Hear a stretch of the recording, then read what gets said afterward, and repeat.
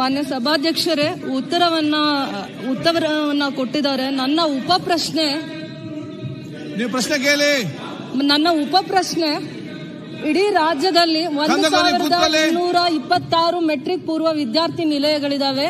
ಸರ್ಕಾರ ವಸತಿ ಶಾಲೆಗಳಿಗಿಂತ ವಿಭಿನ್ನವಾಗಿರುವಂತಹ ವಾತಾವರಣ ಈ ಜಾಗದಲ್ಲಿದೆ. ಅದೇ ಇಡೀ ರಾಜ್ಯದ ವಿಚಾರವಾಗಿ ನಾನು ಪ್ರಶ್ನೆ ಮಾಡ್ತಾ ಇದ್ದೀನಿ. ನನ್ನ ಕ್ಷೇತ್ರದಲ್ಲಿ ನಾನು ಪ್ರವಾಸ ಮಾಡಿದಾಗ ನನ್ನ ಅನುಭವಕ್ಕೆ ಬಂದಿರುವಂತ ವಿಚಾರ, ಮೆಟ್ರಿಕ್ ಪೂರ್ವ ಮತ್ತು ಮೆಟ್ರಿಕ್ ನಂತರ ವಿದ್ಯಾರ್ಥಿ ನಿಲಯಗಳಲ್ಲಿ ವಾತಾವರಣದಲ್ಲಿ ಪ್ರತಿ ವರ್ಷ 1 ಲಕ್ಷ ವಿದ್ಯಾರ್ಥಿಗಳು ಅವಲಂಬಿತರಾಗಿದ್ದಾರೆ. ಪ್ರತಿ ವರ್ಷ 1 ಲಕ್ಷ.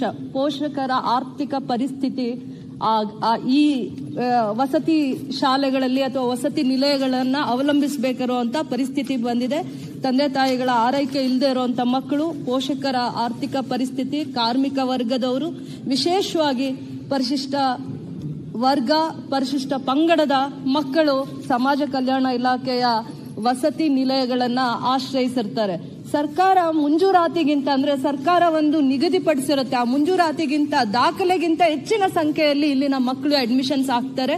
ಅಡ್ಮಿಷನ್ಸ್ ಆಗುವಂತ ಪ್ರತಿ ವಿದ್ಯಾರ್ಥಿಗೆ, ಇದು ಉಪ ಪ್ರಶ್ನೆನೆ, ನಾನು ಪ್ರತಿಯೊಂದನ್ನು ಉಪ ಪ್ರಶ್ನೆನೆ, ಪ್ರತಿ ವಿದ್ಯಾರ್ಥಿಗೆ 18,000ದಿಂದ 20,000 1 ವರ್ಷಕ್ಕೆ ಸರ್ಕಾರ ಖರ್ಚು ಮಾಡ್ತಾ ಇದೆ. 1 ವರ್ಷಕ್ಕೆ. ನಾನು ವಸತಿ ಶಾಲೆಗಳದಕ್ಕೆ ವಿಭಿನ್ನವಾಗಿರುವಂತ ವಿಚಾರ ಹೇಳ್ತಾ ಇದ್ದೀನಿ. ಅದೇ ರೀತಿ ಕೆಲವೊಂದು ರೆಂಟೆಡ್ ಬಿಲ್ಡಿಂಗ್ಸ್ ಅಲ್ಲೂ ಇವರು ಹಾಸ್ಟೆಲ್ಸ್ ನಡೆಸ್ತಾ ಇದ್ದಾರೆ. ಅಲ್ಲಿ ಪ್ರತಿ ವಿದ್ಯಾರ್ಥಿಗೆ ಪ್ರತಿ ವರ್ಷಕ್ಕೆ 26,000 ಖರ್ಚು ಬರುತ್ತೆ ಒಂದು ವಿದ್ಯಾರ್ಥಿಗೆ. ಏನು ವಸತಿ ನಿಲಯಗಳಲ್ಲಿ ಏನು ಸಮಸ್ಯೆ ಅಂತಂದಾಗ, ಹಾಸ್ಟೆಲ್ಸ್ ಅಲ್ಲಿ, ರೆಂಟೆಡ್ ಬಿಲ್ಡಿಂಗ್ ಅಲ್ಲಿರ್ಲಿ, ಹಾಸ್ಟೆಲ್ಸ್ ಅಲ್ಲಿ ಮೊದಲನೇ ಕೊರತೆ ಸಿಬ್ಬಂದಿ, ವಾರ್ಡನ್ಸ್ ಇಲ್ಲ, ಅಡಿಗೆ ಮಾಡೋರಿಲ್ಲ, ವಾಚ್ಮ್ಯಾನ್ಸ್ ಅಲ್ಲಿ ಸರಿಯಾದ ರೀತಿಯಲ್ಲಿ ಇಲ್ಲ. ಅದಾದ್ಮೇಲೆ ಏನು ಗುಣಮಟ್ಟದ ಶಿಕ್ಷಣ ಕೊಡಕ್ಕಾಗ್ತಿಲ್ಲ. ಇಷ್ಟೆಲ್ಲ ಸರ್ಕಾರ ಖರ್ಚು ಮಾಡಿದಾಗ 1 ಲಕ್ಷ ವಿದ್ಯಾರ್ಥಿಗಳಿಗೆ 300 ಕೋಟಿವರೆಗೂ ದುಡ್ಡು ಪ್ರತಿ ವರ್ಷ ನಿಗದಿ ಇಡ್ತಾರೆ. 300 ಕೋಟಿ. ಚಿಕ್ಕ ಚಿಕ್ಕ ಸಮಸ್ಯೆಗಳು. ಆಮೇಲೆ ಇವರಲ್ಲೇ ಉತ್ತರ ಕೊಡುವಾಗ ನನಗೆ ಹೇಳ್ತಾ ಇದ್ದಾರೆ, ಉತ್ತರ ಕೊಡ್ತಾ, ಗುಣಮಟ್ಟದ ಶಿಕ್ಷಣಕ್ಕೆ ಆದ್ಯತೆ ಯಾಕೆ ಕೊಡ್ತಾ ಇಲ್ಲ, ಕ್ವಾಲಿಟಿ ಎಜುಕೇಶನ್ ನ ಕಾನ್ಸಂಟ್ರೇಟ್ ಮಾಡಕ್ ಯಾಕೆ ಆಗ್ತಾ ಇಲ್ಲ, failures of the basic infrastructure failures. ಅವರು ಎಷ್ಟು ಸ್ಟ್ರೆಂತ್ ಇದೆ ಆ ಮಕ್ಕಳಿಗೆ ಅನುಗುಣವಾಗಿ ಕೊಠಡಿಗಳಿಲ್ಲ, ಮಲಗುವಂತ ಕೋಣೆ ಇಲ್ಲ, ಊಟ ಮಾಡೋ ಜಾಗ ಆರೋಗ್ಯಕರವಾಗಿಲ್ಲ, ಸ್ನಾನದ್ದಿಲ್ಲ. ನಾನು ಎಷ್ಟೋ ಹಾಸ್ಟೆಲ್ಸ್ ವಿಸಿಟ್ ಮಾಡಿ ಎಲ್ಲಿ ಒಂದು ತಾಯಿಯ ಆರೈಕೆಯ ರೀತಿ ಸಮಾಜ ಕಲ್ಯಾಣ ಇಲಾಖೆಯ ವಸತಿ ನಿಲಯಗಳಲ್ಲಿ ಆರೋಗ್ಯಕರವಾಗಿರುವಂತ ವಾತಾವರಣ ಇಲ್ಲ ಅನ್ನುವಂತ ವಿಚಾರನ ನಾನು ತಿಳಿಸುವಂತ ಪ್ರಯತ್ನ ಮಾಡ್ತಾ ಇದ್ದೀನಿ. ಅದರ ಜೊತೆಯಲ್ಲಿ ಒಂದು ಸಮಸ್ಯೆ ನನ್ಗೆ ಕಂಡು ಬಂದಿದ್ದೇನೆಂದ್ರೆ, ಇವರು ಉತ್ತರ ಕೊಟ್ಟಿರುವಂತದ್ರಲ್ಲಿ ಪ್ರತಿ ತಿಂಗಳು ತಹಸೀಲ್ದಾರು ವಿಸಿಟ್ ಮಾಡ್ತಾರೆ ಹಾಸ್ಟೆಲ್ಸ್ಗೆ ಅಂತ ಹೇಳ್ತಾ ಇದ್ದಾರೆ. ಪ್ರತಿ ತಿಂಗಳು ಯಾವ ತಹಸೀಲ್ದಾರು ಡಿಸಿಗೆ ರಿಪೋರ್ಟ್ ಮಾಡ್ತಾ ಇಲ್ಲ. ಹಾಸ್ಟೆಲ್ ಅಲ್ಲಿ ಎಷ್ಟು ಕ್ಲೈನ್ಲಿನೆಸ್ ಇದೆ, ಮಕ್ಕಳಿಗೆ ಸೇಫ್ಟಿ ಮೆಜರ್ಸ್ ಕೊಟ್ಟಿದೀವ, ಮಾರಲ್ ಎಜುಕೇಶನ್ಸ್ ಕೊಟ್ಟಿದೀವ, ಕ್ವಾಲಿಟಿ ಎಜುಕೇಶನ್ ಕೊಡ್ಲಿಕ್ಕೆ ಯಾಕೆ ಆ ಜಾಗದಲ್ಲಿ ಕಾನ್ಸಂಟ್ರೇಟ್ ಮಾಡಕ್ ಆಗ್ತಾ ಇಲ್ಲ. ಹಾಸ್ಟೆಲ್ಸ್ ಅಲ್ಲಿ ಅಂದ್ರೆ ವಸತಿ ಶಾಲೆಗಳಲ್ಲಿ ಇಷ್ಟೇ ದುಡ್ಡು ಖರ್ಚು ಮಾಡ್ತಾರೆ. ಆ ಮಕ್ಕಳಿಗೆ ಒಳ್ಳೆ ರೀತಿ ಕ್ವಾಲಿಟಿ ಎಜುಕೇಶನ್ ಕೊಡಕ್ಕಾಗ್ತಾ ಇದೆ, ಸುರಕ್ಷಿತ ವಾತಾವರಣ ಕೊಡಕ್ಕಾಗ್ತಾ ಇದೆ. ಕ್ವಾಲಿಟಿ ಎಜುಕೇಶನ್ ಅಲ್ಲಿ ನಾವು ಇಂಪ್ರೂವ್ಮೆಂಟ್ ನೋಡ್ತಾ ಇದೀವಿ. ಮೊರಾರ್ಜಿ ಸ್ಕೂಲ್ಸ್ ಅಲ್ಲಿ ಕೊಡುವಂತ ದುಡ್ಡೇ ಇಲ್ಲಿ ಅಷ್ಟು ಖರ್ಚು ಮಾಡ್ತಾ ಇದ್ದಾರೆ. ಈ ಹಾಸ್ಟೆಲ್ಸ್ ಅಲ್ಲಿ ಸುರಕ್ಷತೆ ಇಲ್ಲ. ವಿಶೇಷವಾಗಿ ಆ ವಯಸ್ಸಿನಲ್ಲಿರುವಂತ ಮಕ್ಕಳಿಗೆ, ಅಂದ್ರೆ ಟೀನೇಜ್ ಅಲ್ಲಿರುವಂತ ಮಕ್ಕಳಿಗೆ, ಮೆಟ್ರಿಕ್ ಪೂರ್ವದಲ್ಲಿರುವಂತ ಮಕ್ಕಳಿಗೆ ಪ್ರತಿ ವರ್ಷ 1 ಲಕ್ಷ ಮಕ್ಕಳು, ಅಂದ್ರೆ 10 ವರ್ಷದಲ್ಲಿ 10 ಲಕ್ಷ ವಿದ್ಯಾರ್ಥಿಗಳಿಗೆ, ಸರ್ಕಾರದ ಆಶ್ರಯದಲ್ಲಿ ಓದುವಂತ ಮಕ್ಕಳಿಗೆ ಸುರಕ್ಷಿತವಾಗಿರುವಂತಹ ವಾತಾವರಣ ಇಲ್ಲ, ಆರೋಗ್ಯಕರವಾಗಿರುವಂತಹ ವಾತಾವರಣ ಇಲ್ಲ, ಮಾರಲ್ ಎಜುಕೇಶನ್ ಇಲ್ಲ, ಕ್ವಾಲಿಟಿ ಫುಡ್ ಇಲ್ಲ. ಅಲ್ಲಿ ವಾಸ್ತವ ವಿಚಾರ ಹೇಳ್ತೀರಿ. ನಿಮ್ಮ ಪ್ರಶ್ನೆ ಏನು? ಅಲ್ಲಿ ಇದ್ದಂತ ವಿಚಾರ ತಾವೆಲ್ಲ ಹೇಳಿದಿರಿ. ಈಗ ಕ್ವಾಲಿಟಿ ಫುಡ್ ಕೊಡ್ತಾ ಇಲ್ಲ ಸರ್. ಕೊಡ್ಲಿಕ್ಕೆ ಹೇಳಿ. 18 ಡಿಸ್ಟ್ರಿಕ್ಟ್ಸ್ ಅಲ್ಲಿ ಡಿಡಿಸಿ ಕಾಂಟ್ರಾಕ್ಟರ್ಸ್ ಆಗಿದ್ದಾರೆ ಸರ್. ಹೇಳಿ. ಅದಾದ್ಮೇಲೆ ಸರ್ಕಾರ ಎಲ್ಲಾ ಕಡೆನೂ ಸಮುದಾಯ ಭವನ ಕಟ್ಟಲಿಕ್ಕೆ 1,300 ಕೋಟಿ ಪ್ರತಿ ವರ್ಷಕ್ಕೆ ಖರ್ಚು ಮಾಡುತ್ತೆ.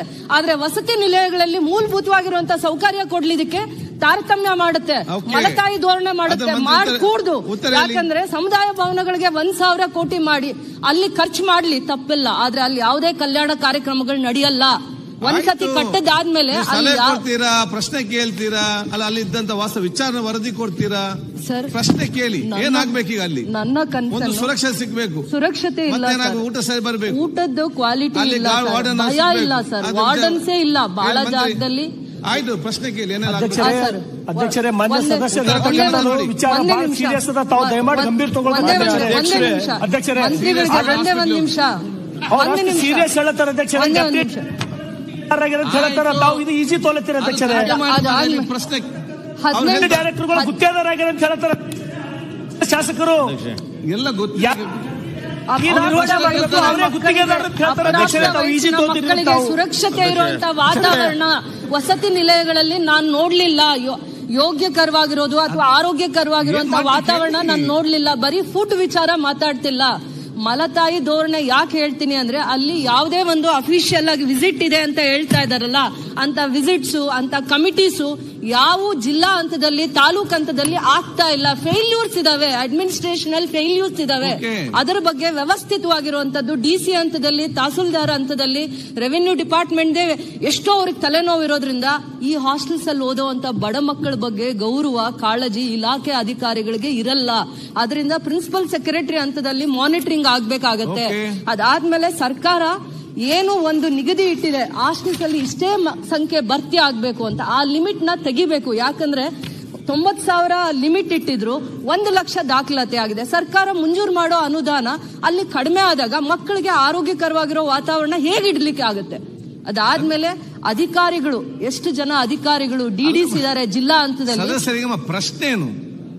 ಒಂದು ಪ್ರಶ್ನೆ, ದಯವಿಟ್ಟು ನಿಮ್ಮ ಪ್ರಶ್ನೆ ಏನಂತ ಒಂದು ಹೇಳಿ ನಮ್ಗೆ. ಸರ್, ನನ್ನ ಹಂತದ ಪ್ರಶ್ನೆ ಏನಂದ್ರೆ, ಪ್ರಿನ್ಸಿಪಲ್ ಸೆಕ್ರೆಟರಿ ಹಂತದಲ್ಲಿ ಒಂದು ವಿಶೇಷವಾಗಿರುವಂತ ಒಂದು ಮಾನಿಟರಿಂಗ್ ಏಜೆನ್ಸಿ ಮಾಡ್ತಾರೋ, ಒಂದು ಸೂಪರ್ವಿಷನ್ ಮಾಡ್ತಾರೋ, ಆ ವಯಸ್ಸಲ್ಲಿ ಟೀನೇಜ್ ಅಲ್ಲಿ ಅಂತ ಮಕ್ಕಳಿಗೆ ಸುರಕ್ಷತೆ ವಾತಾವರಣ, ಆರೋಗ್ಯಕರವಾಗಿರುವಂತ ಫುಡ್, ಬೇಸಿಕ್ ಇನ್ಫ್ರಾಸ್ಟ್ರಕ್ಚರ್, ಟಾಯ್ಲೆಟ್ಸ್, ಏನೇನ್ ಕೊರತೆಗಳಿದಾವೆ ಅದ್ರ ಬಗ್ಗೆ ಇವತ್ತವರೆಗೂ ಸರ್ಕಾರಕ್ಕೆ ಸರಿಯಾದ ರೀತಿ ಮಾಹಿತಿ ಬಂದಿಲ್ಲ. ರೆಂಟೆಡ್ ಬಿಲ್ಡಿಂಗ್ ಅಲ್ಲಿ ಇರುವಂತವರಿಗೆ ಸರ್ಕಾರ ಜಾಗ ಕೊಡಿಸಿ ಒಂದು ಸುರಕ್ಷಿತವಾಗಿರುವಂತ ಬಿಲ್ಡಿಂಗ್ಸ್ ನ ಕಟ್ಟಬೇಕು. 50 ವರ್ಷದ ಹಳೆ ಬಿಲ್ಡಿಂಗ್ಸ್ ಅಲ್ಲಿ ಬಜೆಟ್ ಅಲ್ಲಿ ಮಾತಾಡಿದಾಗ ಇಲ್ಲಿ ಪ್ರಶ್ನೆ ಮಾತಾಡ ಆಗ್ತದ? ಉತ್ತರ ಕೊಡಿ. ಮಾನ್ಯ ಅಧ್ಯಕ್ಷರೇ, ಬಹಳಷ್ಟು ಸಲಹೆಗಳು ಮಾನ್ಯ ಸದಸ್ಯರು ಕೇಳಿದ್ದಾರೆ. ಮೊದಲನೇದಾಗಿ ಮೊನ್ನೆ ನಡೆದಂತ SCP TSP ಸಬ್ ಕಮಿಟಿ ಇದರಲ್ಲಿ ಎಲ್ಲೆಲ್ಲಿ ಹಾಸ್ಟೆಲ್ಗಳಿರ್ಬೋದು ಅಥವಾ ಕ್ರೈಸ್ಟ್ ಸಂಸ್ಥೆಗಳಿರ್ಬೋದು ರೆಂಟೆಡ್ ಬಿಲ್ಡಿಂಗ್ ನಲ್ಲಿ ನಡೆದಿವೆ, ಅದಕ್ಕೆಲ್ಲ ನಾವು ಸರ್ಕಾರದ ಬಿಲ್ಡಿಂಗ್ಗಳಲ್ಲಿ ನಡೆಸಬೇಕು ಅಂದ್ಬಿಟ್ಟು ತೀರ್ಮಾನ ಆಗಿದೆ. ಎಲ್ಲಿ ನಿವೇಶನಗಳು ಲಭ್ಯ ಇದೆ ಅದು ಕೂಡಲೇ ಪ್ರಾರಂಭ ಮಾಡಲಿಕ್ಕೆ ಕೂಡ ಅಲ್ಲಿ ಚರ್ಚೆ ಆಗಿದೆ. ಮತ್ತು ವಿಶೇಷವಾಗಿ ನಮ್ಮ ಭಾಗದಲ್ಲಿ ಈಗಾಗಲೇ KKRDB ಅಧ್ಯಕ್ಷರು ಮತ್ತೆ ಸಚಿವರಿಬ್ರು, ಬ್ಯಾಕ್ವರ್ಡ್ ಕ್ಲಾಸು ಮತ್ತು ನಮ್ಮ ಸೋಷಿಯಲ್ ವೆಲ್ಫೇರ್ ಅವರು ಇಬ್ರು ಸೇರಿ 50% ಸರ್ಕಾರದಿಂದ 50% KKRDB ಇಂದ ಎಲ್ಲಿ ನಿವೇಶನಗಳು ಲಭ್ಯ ಇದೆ ಅದನ್ನ ಪೂರ್ಣಗೊಳಿಸಬೇಕು ಅಂತ ಕೂಡ ಒಪ್ಪಿಗೆ ಕೊಟ್ಟಿದ್ದಾರೆ.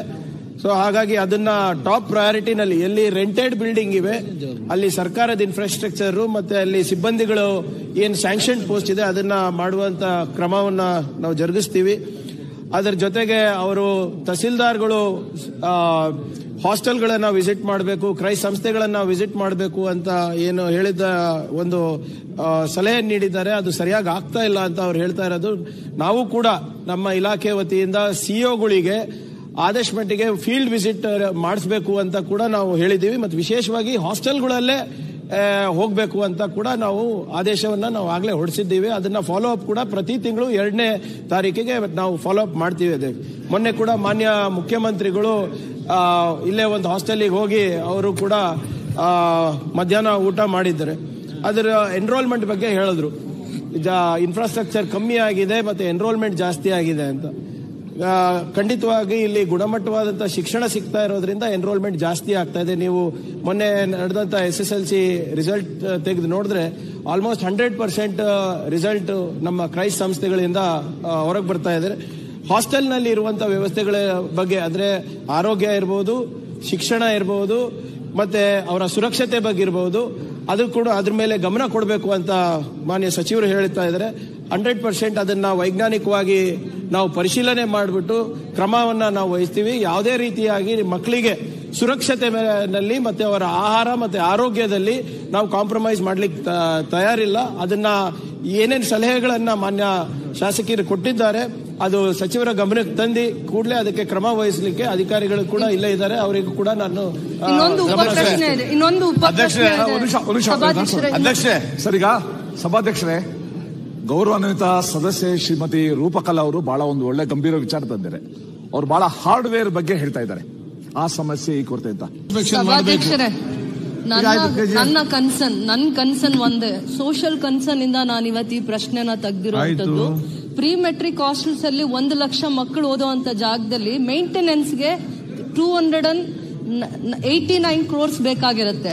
ಆದ್ರೆ ಅಲೋಕೇಶನ್ಸ್ 235 crores ಆಗುತ್ತೆ. ಯಾವಾಗ ಸರ್ಕಾರನೇ ಅನುದಾನ ಕಡಿಮೆ ಕೊಟ್ಟಾಗ ಹೇಗೆ ಮಕ್ಕಳಿಗೆ ನಾವು ಇವೆಲ್ಲ ಕ್ವಾಲಿಟಿ ಎಜುಕೇಶನ್ ಮತ್ತೆ ಸುರಕ್ಷತೆ ಬಗ್ಗೆ, ಫುಡ್ ಬಗ್ಗೆ ನಾವು ಮಾತಾಡಕ್ಕಾಗತ್ತೆ? ಅದೇ ಪೋಸ್ಟ್ ಮೆಟ್ರಿಕ್ ಹಾಸ್ಟೆಲ್ಸ್ ಅಲ್ಲಿ ರಿಕ್ವೈರ್ಮೆಂಟ್ ಮೇಂಟೆನೆನ್ಸ್ಗೆ 325 ಕೋಟಿ ಇದ್ರೆ ಅಲೋಕೇಶನ್ಸ್ 219 crores ಇರುತ್ತೆ. ಅಲ್ಲಾದ್ರೆ ಮಾತಾಡ್ತಾರೆ ಮಕ್ಕಳು, ಇಲ್ಲಿ ಮಾತಾಡ್ಲಿಕ್ಕೆ ಅವಕಾಶ ಆಗಲ್ಲ ಪ್ರೀ ಮೆಟ್ರಿಕ್ ಅಲ್ಲಿ. ನನ್ನ ಒಂದೇ ಕಳಕಳಿ ಅಂದ್ರೆ ಸರ್ಕಾರ ಪ್ರತಿ ವರ್ಷ 1300 ಕೋಟಿ ಸಮುದಾಯ ಭವನಗಳಿಗೆ ಖರ್ಚು ಮಾಡುತ್ತೆ ಪ್ರತಿ ವರ್ಷ. ಅದರಲ್ಲಿ ಒಂದು 300 ಕೋಟಿ ಮಕ್ಕಳ ಎಜುಕೇಶನ್ಸ್ಗೆ, ಕ್ವಾಲಿಟಿ ಎಜುಕೇಶನ್ಸ್ಗೆ, ಸೋಷಿಯಲ್ ರಿಫಾರ್ಮ್ಸ್ಗೆ ಅನುದಾನನ ನಿಗದಿ ಇಡ್ಲಿ. ಎಲ್ಲ ಗಮನ ಹರಿಸಿದ್ರು, ಎಲ್ಲ ಗೌರವಾನ್ವಿತ ಸದಸ್ಯರು ಕೂಡ ಗಮನ ಹರಿಸುವಂತ ಪ್ರಯತ್ನ ಮಾಡಿದ್ರು. ಕಣ್ ತೆಗೆದೇ ಇರುವಂತ ಮಕ್ಕಳಿಗೋಸ್ಕರ ನಾವು ಸರ್ಕಾರ ಇದೊಂದು ದೂರದೃಷ್ಟಿಯಿಂದ ಆಲೋಚನೆ ಮಾಡಿದ್ರೆ ಬಹಳ ಒಳ್ಳೇದು. ಕಳಕಳಿಯಿಂದ ಕೆಲಸ ಮಾಡ್ಬೇಕಾಗತ್ತೆ, ಸೋಷಿಯಲ್ ಕನ್ಸರ್ನ್ ಇಂದ ಕೆಲಸ ಮಾಡ್ಬೇಕಾಗತ್ತೆ ಅಂತ ನಾನು ಸಚಿವರ ಉತ್ತರಕ್ಕೆ ಗೌರವ ಕೊಡ್ತಾ, ರಿಫಾರ್ಮ್ಸ್ ಆ ಮಟ್ಟದಲ್ಲಿ ಬರಬೇಕು, ಹಾಸ್ಟೆಲ್ಸ್ ಅಂತ ಮಟ್ಟದಲ್ಲಿ ಬರಬೇಕು ಅಂತ ನನ್ನ ಪ್ರಿಯಾಂಕಾ ಅವರೇ. ಮನೆ ಅಧ್ಯಕ್ಷ ಮಾನ್ಯ ರೂಪಕಲಾ ಅವರು ಒಳ್ಳೆ ಸಜೆಷನ್ ಕೊಟ್ಟಿದ್ದಾರೆ. ಒಂದು ತೀರ್ಮಾನಕ್ಕೆ ಬರೋಣ ಎಲ್ಲರೂ ಸೇರಿ. ಇನ್ನ 4 ವರ್ಷ ಸಮುದಾಯ ಭವನಗಳನ್ನ ನಾವು ಕೊಡೋದು ಬೇಡ, ಶಿಕ್ಷಣದ ಮೇಲೆ ಗಮನ ಕೊಡೋಣ. SC ST ಹಾಸ್ಟೆಲ್ಗಳನ್ನ, ಬ್ಯಾಕ್ವರ್ಡ್ ಹಾಸ್ಟೆಲ್ಗಳನ್ನ ಮತ್ತೆ ಆರ್ಥಿಕವಾಗಿ ಹಿಂದುಳಿದ ಮೇಲ್ವರ್ಗದ ಹಾಸ್ಟೆಲ್ಗಳಿಗೆ, ಶಿಕ್ಷಣಗಳಿಗೆ ನಾವು ಕಾನ್ಸಂಟ್ರೇಟ್ ಮಾಡ್ತೀವಿ ಅಂತ ತಗೋಣ. ಎಲ್ಲರೂ ಸೇರಿ ಒಂದು ರೆಸಲ್ಯೂಷನ್ ಮಾಡ್ಬಿಡೋಣ. ಆ ಎಲ್ಲಾ ದುಡ್ಡು ಶಿಕ್ಷಣಕ್ಕೆ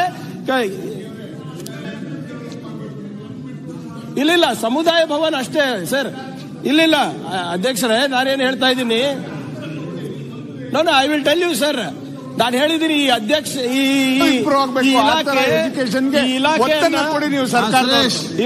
ಇಲಾಖೆಯನ್ನ ನಾನು ಬಹಳ ಹತ್ರದಿಂದ ನೋಡಿದ್ದೀನಿ ಅಧ್ಯಕ್ಷರೇ. ನಾನು ಮಂತ್ರಿ ಇದ್ದಾಗ 14,000 ಸಮುದಾಯ ಭವನಗಳನ್ನ ನಾನು ಕ್ಯಾನ್ಸಲ್ ಮಾಡಿದ್ದೀನಿ. ಅವೆಲ್ಲಾನು ಕೂಡ ನಾವು ಹಾಸ್ಟೆಲ್ಗಳಿಗೆ ಕೊಟ್ಟೆ, ಕ್ರೈಸಿಗೆ ಕೊಟ್ಟೆ. ಈಗಲೂ ಕೂಡ ಬೆಲಚಾಬ್ರೆ ಒಂದ್ ನಿಮಿಷ, ಬಿಕಾಸ್ ಇಂಪಾರ್ಟೆಂಟ್. ಸಮುದಾಯ ಭವನಗಳು ಯಾಕೆ ಕೊಡ್ತಾ ಇದೀವಿ ಅಧ್ಯಕ್ಷರೇ? Political gains. ನಾನು ಅದಕ್ಕೆ ಕೊಡೋದು, ನೀವು ಅದಕ್ಕೆ ಕೊಡೋದು.